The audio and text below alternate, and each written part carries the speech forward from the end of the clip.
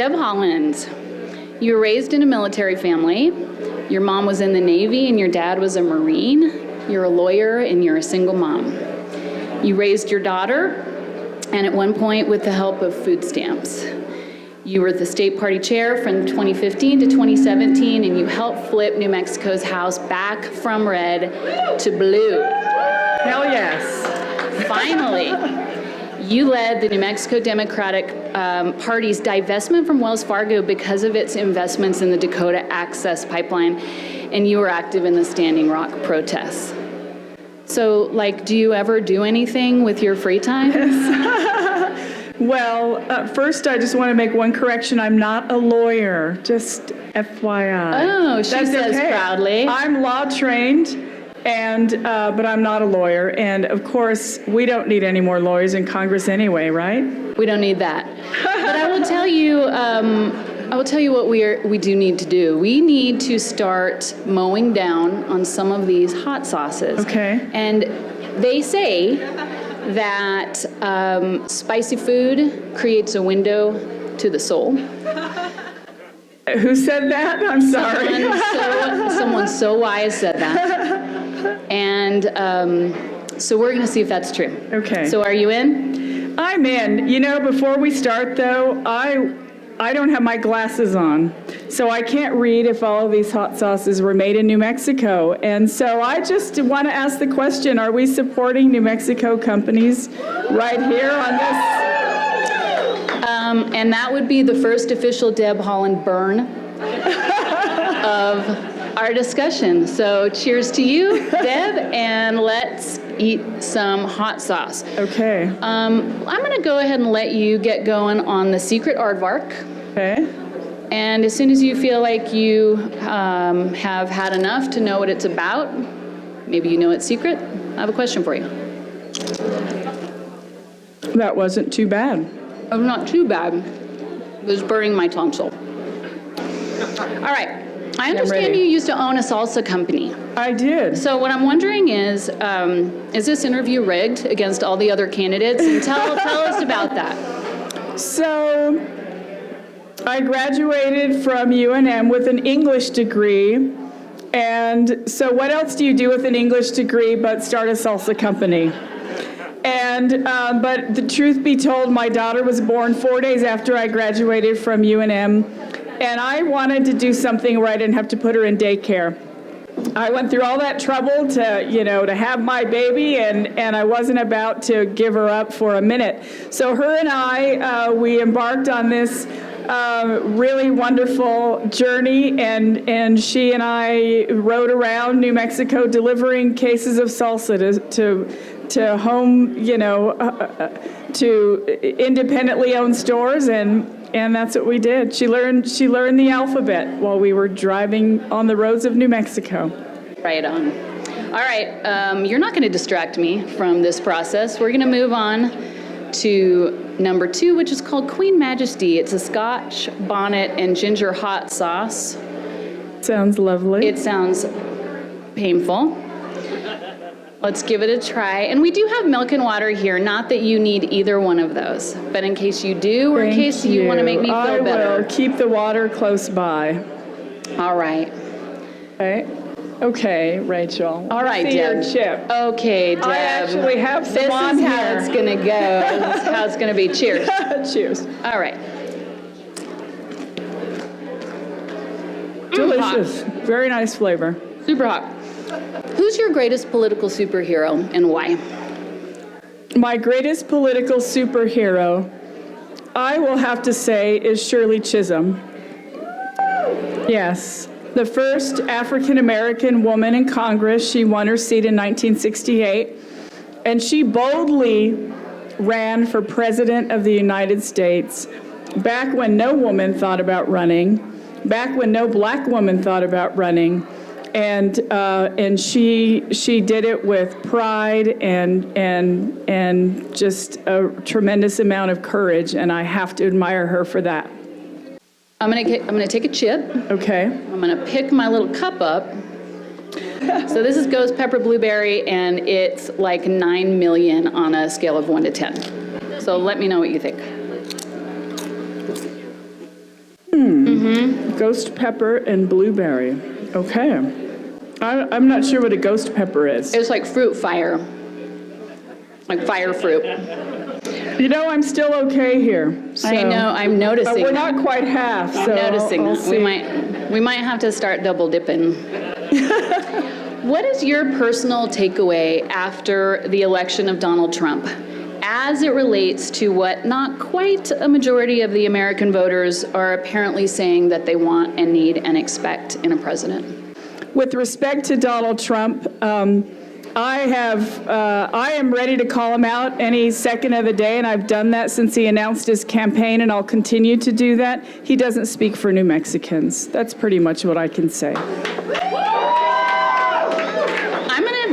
I'm gonna have to push the issue though and double dip on that one, because what I really wonder, Deb, with all of your political experience as Democratic Party chair and all the years that you've been doing this, what happened? I mean, what lesson can we learn, and what is the message, if there's a message from that election? And I literally meant double dip. Okay.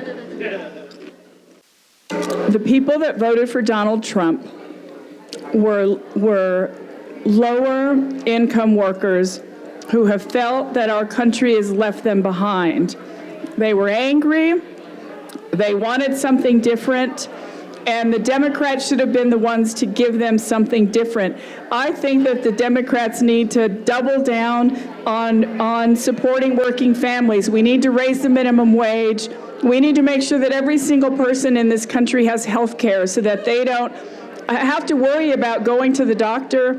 We need to make sure that this income gap, where you have 1% of the richest people at the top and 99% of the people at the bottom who are not making enough money to pay their rent, that they are given a break. We need to make education public and strong for every single child. We need early childhood education so that every child has the same opportunities like I was able to give my daughter. We just need to do a lot better for the American people. And I think if Democrats really push hard on our values, because those are our values, that we can win every single election going forward. All right. Let's do an extremity check. Okay. So I have less feeling in my fingers than when we started, and my feet are really cold. How are you? You're fine. I feel You're fine. Okay. I feel fine. All right. Well, now I am actually, I'm proud of myself. I'm proud of you. Okay, I'm feeling competitive, but I'm proud of you. So we're going to try Rogue. Rogue is made of dragon blood. Oh, dear and heaven. scorpions or something like that. Okay. So, and it's clear, which is very menacing. It's a little sticky, Elsa. It's a little sticky. It's not I don't think it's a New Mexico brand. Uh-oh. Do you feel the onion peeling? Not really. I think we're gonna have to we're gonna have to ride you a little harder, Miss Haaland, just a little bit harder. How's that? I like it. All right. What's your life's greatest achievement? Not just political, not just professional. What's your life's greatest achievement? Well, I think as a single mom, every single mom who's raised a successful kid wants to say, that's my life's achievement, and so in a way that might go without saying. One thing I'm very proud of here in New Mexico is in 2005, when I was in law school, I was a 2L. I worked extremely hard. I found a champion. I got a bill passed, Senate Bill 482, that gave in-state tuition to members of New Mexico Indian tribes. And that has helped the most underrepresented people in our state to achieve their educational dreams. And so if that is that's something that can go on forever, right? That can always help students. And so I guess at this point in my life, that's one of my proudest accomplishments.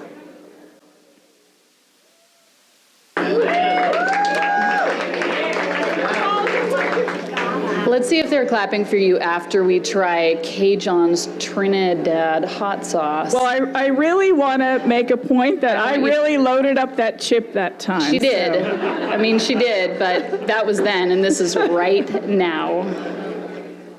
Okay. All right. And this is not a competition. If I framed it that way, I apologize. No, Progressives it's okay. don't No, need to be I'm doing just, that. I'm trying to be fair. I'm Right. trying not to, Uh-oh. Uh-oh, Deb. It's okay, because I'm wearing a diaper. I don't know if you planned ahead, but... That is not, I don't care for the flavor of this particularly. Do you? I don't care for the tissue injury to my brain. All right. Milk. So, this is a serious question. I'll take a sip of it. This is a serious question, as they all have been. Let's take a little break from the milk and have some salsa. Okay. Okay.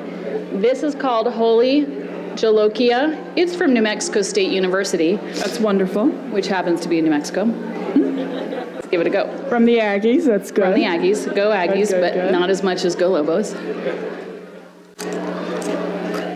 What question do you wish people would ask you during these interviews that you're doing while you're on campaign? What are the important questions that you feel like you're not being asked? Wow. That's a hard question, Rachel. I have to think about that for a second. Go ahead.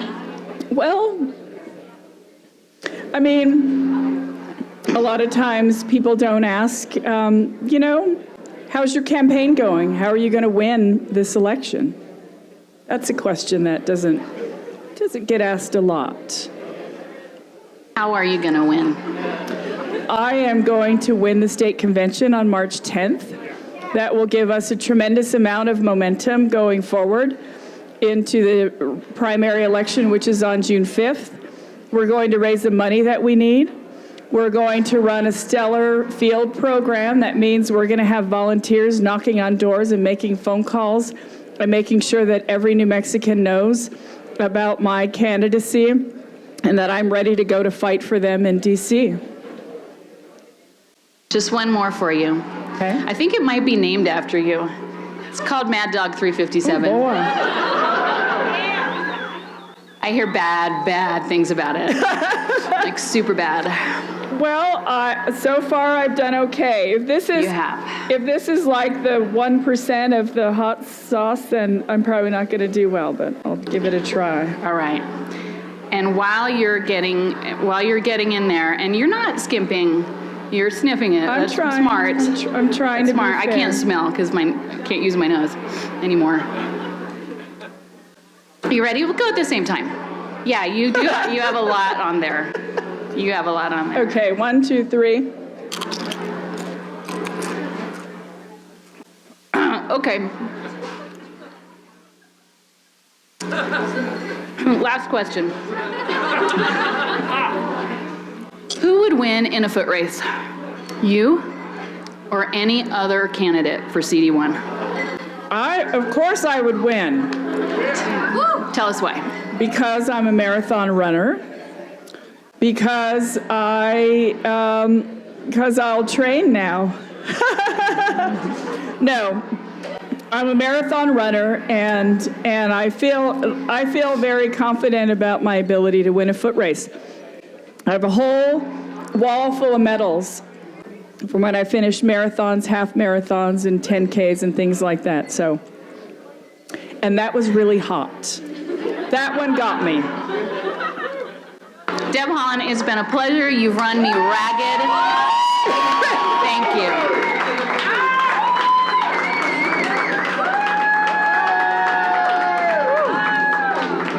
Cheers. Don't be afraid of the milk. Woo.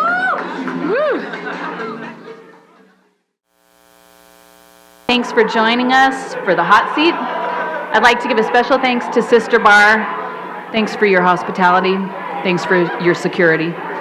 And the Digital Arts and Technology Academy for hosting us and producing the show. Great job, you guys. Good night. But don't leave, because there's more.